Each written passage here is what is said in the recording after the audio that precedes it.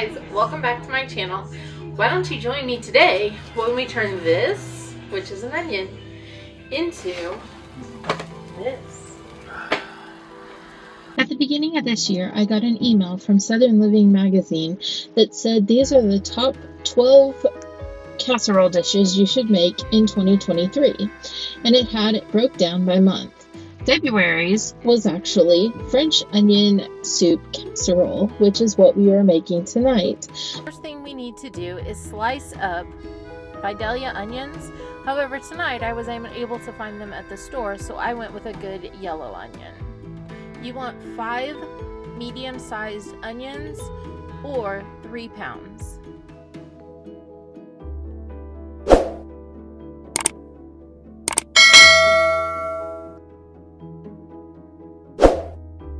This is about the time I decided the mandolin wasn't worth it. It would slice for a little bit and then I was having to either use the knife or really push it through, and I just decided the knife would do better for me.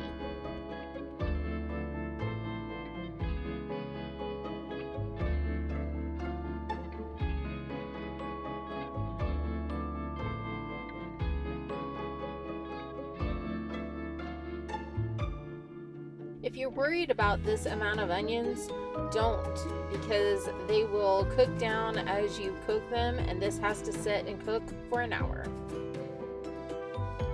The recipe calls for 2 teaspoons of kosher salt. I have probably closer to a tablespoon there, but I decided to go ahead and just use what I had left in my dish.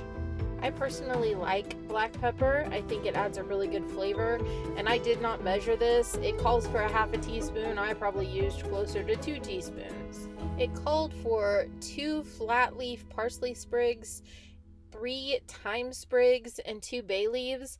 I did not have fresh, so I just kind of eyeballed it, and I forgot the bay leaves. I can tell you at this point, my house smelled amazing. Now it's time to just sit back and babysit the onions, make sure that they don't burn, and let them do their thing. For as many onions as there were, I didn't think a 1/4 cup of butter was enough, so I added another 1/4 cup, but can you go wrong with adding more butter? Leave me a comment below with your thoughts on the butter.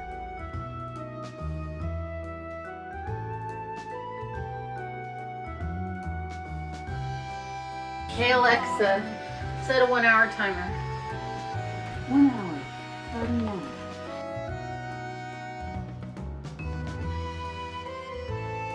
Make sure you scrape up the fond that forms at the bottom of the pan. That's just extra flavor, and there's no reason to let extra flavor go to waste.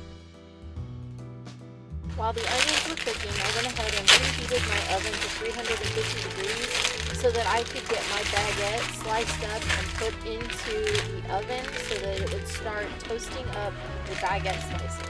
It called for 16 ounces of a baguette, and I only had a 10-ounce baguette, so that kind of will come into play in the pan that I used later.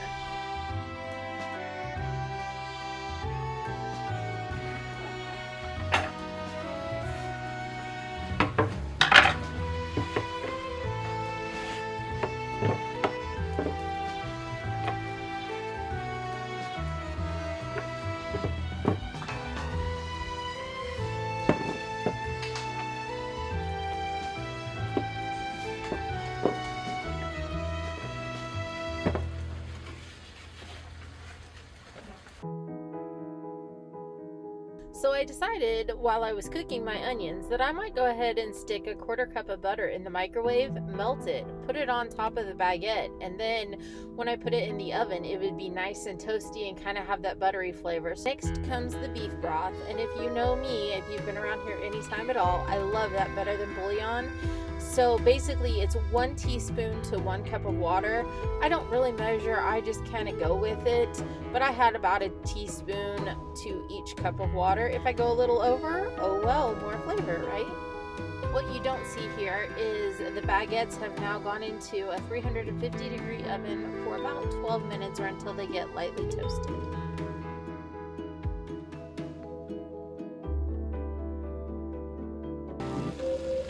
Alexa, stop timer. Now it's time time to add 1/3 cup of flour in so that we can use this as our thickening agent. You want to mix it in and let it cook out so that you don't get a raw flour taste.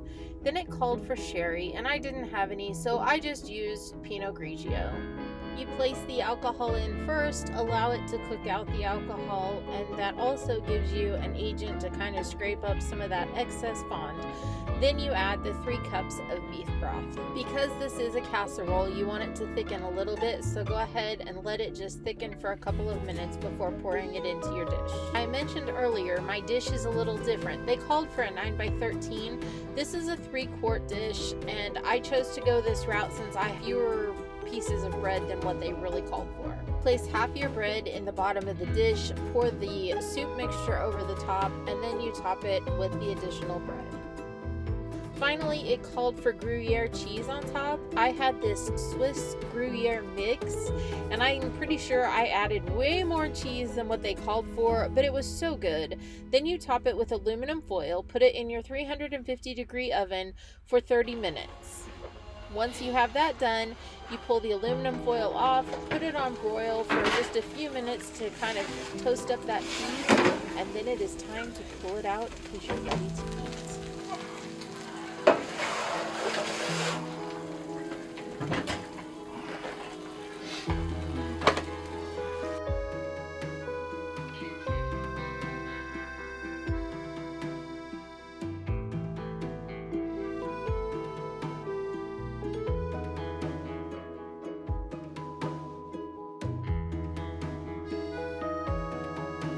Yum.